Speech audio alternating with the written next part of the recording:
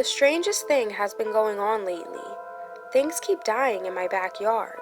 First, it was a white-tailed deer. My kids were playing outside in the backyard one afternoon when my oldest daughter, Brianna, comes rushing inside.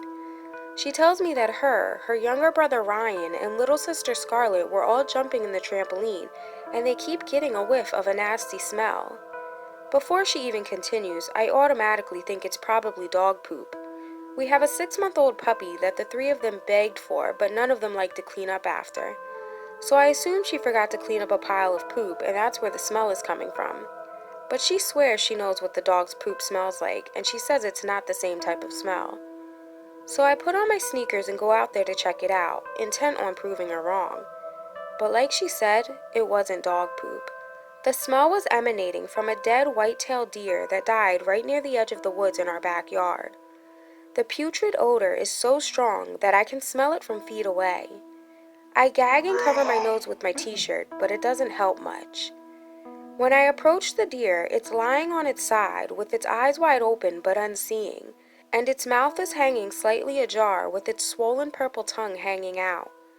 Flies are buzzing around its carcass, and a swarming mass of insects is covering nearly its entire corpse.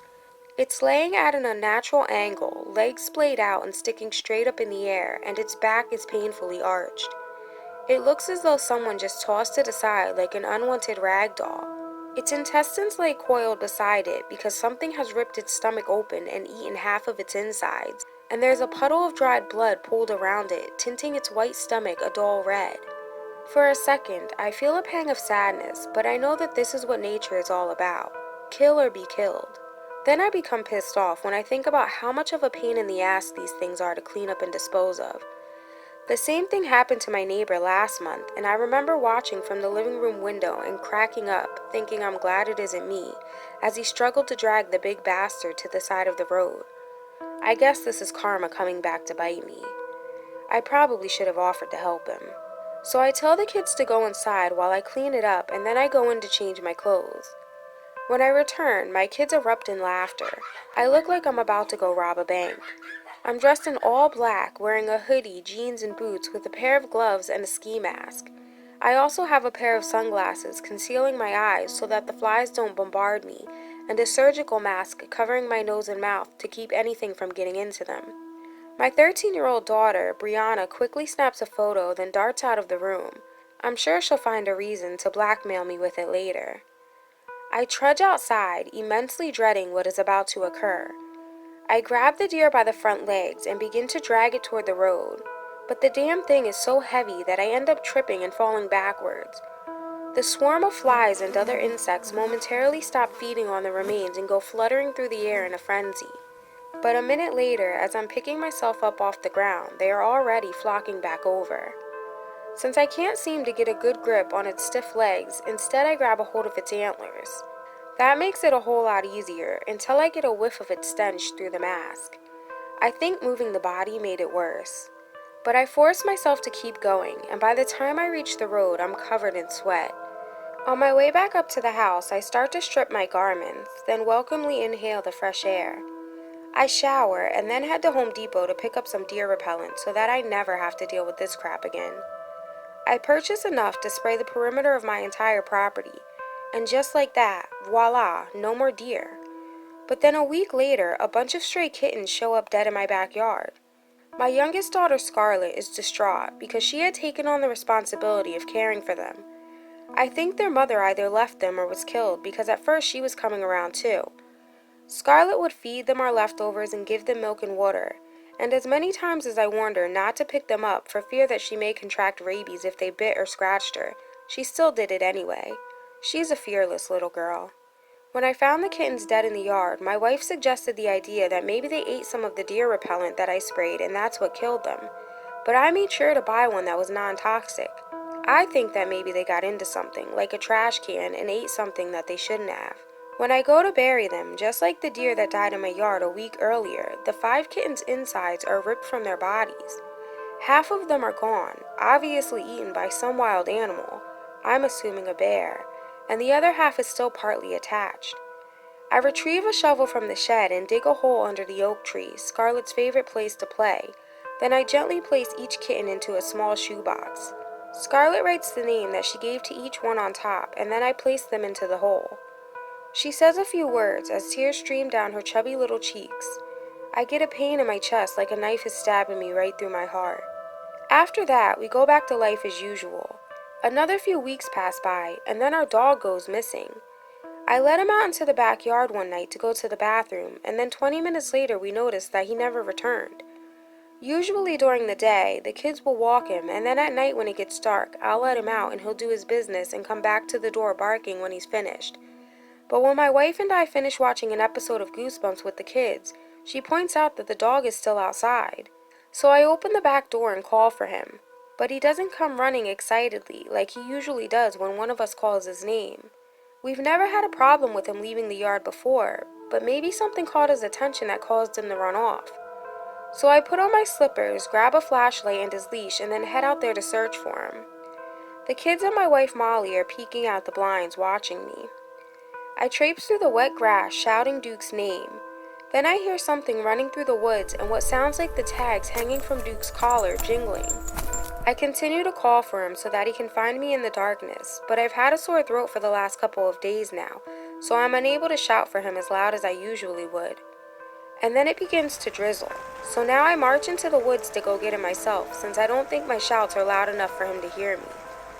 I storm through the wet leaves that keep sticking to my slippers and step over branches following the sound of his tags, which is barely audible now that it started to rain. But once I make it to the other edge of the woods and still haven't found him yet, I give up and head back to the house. "Where is he?" the kids ask when I return empty-handed. I explain that I wasn't able to find him and that we can all go out looking in the morning when it's not raining and we can see better. They pout and complain before brushing their teeth and going to bed. Once they're gone, Molly asks me, "What do you think happened to him?" I shrug my shoulders. I don't know. He probably ran off chasing after a deer or something. Hopefully he'll find his way back by morning. She tells me that she's going to sleep in the living room tonight, just in case he does come back. That way she'll hear him barking at the back door. But when I wake up the next morning, there's still no sight of him. The kids scarf down their breakfast and get dressed so that we can all go look for him. The sun is beaming now. The rain stops sometime during the night. I'm hoping that we find Duke strolling through the woods and he comes running once he sees the kids. Once everyone's dressed and ready to go, we grab his leash, his favorite toy, and a bag of his favorite treats, and then head out. Molly and the kids call for him since my voice is still recovering. "What's that smell?" Molly asks once we get deep into the woods. Every time a slight breeze blows, I can smell the scent of something rotten. "Probably just a dead animal," I answer. She grips Scarlett's hand and tells my other two kids to stay with us. Then Scarlett questions, "Do you hear that, Mommy?" "I don't hear anything, baby," Molly replies. "Listen, I heard it again."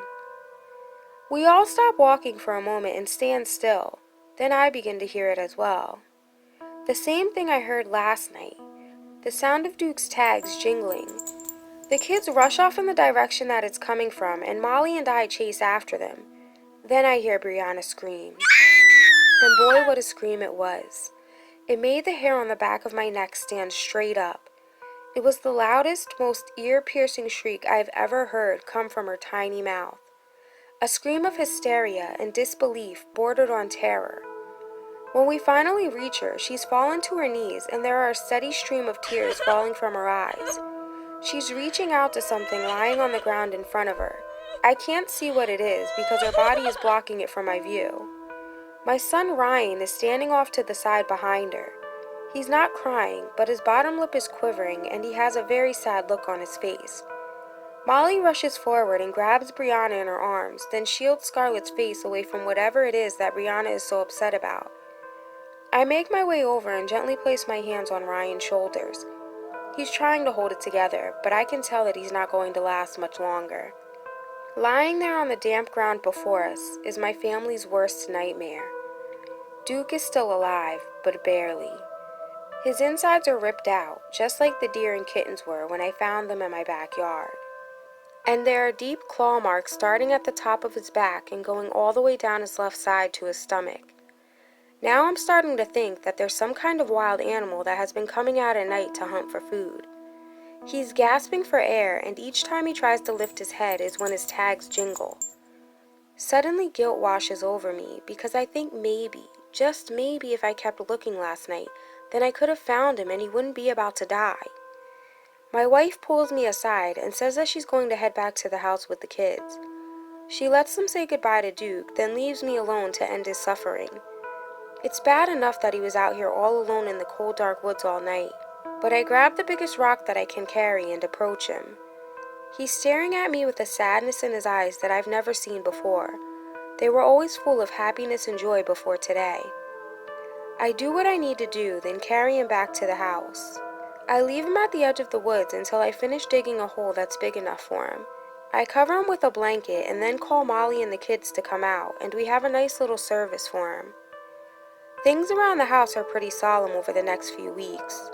Brianna stays in her room and keeps to herself. The only time she comes out is to eat and use the bathroom. Then Scarlett gets really sick with a case of the flu. Then late this afternoon, Ryan asks me if I want to play football with him in the backyard. I'm right in the middle of a conference call, so I tell him to go wait for me outside and I'll be out there as soon as I'm finished. 40 minutes later, I end the call and head to the kitchen to see if dinner's ready. When I get there, Molly's just finishing up and Scarlett is lying on the couch cuddled up under a pile of blankets watching TV. I ask Molly where Brianna and Ryan are. Brianna's the same place she's been for the past 2 weeks, in her room, and I think Ryan is still outside playing football in the backyard. I glance out the window and see that it's pitch black out there. What's he still doing outside? I told the kids I didn't want them outside once it got dark, I say annoyed. Ever since Duke died a few weeks ago, I've been very strict with the kids about coming in as soon as it starts to get dark.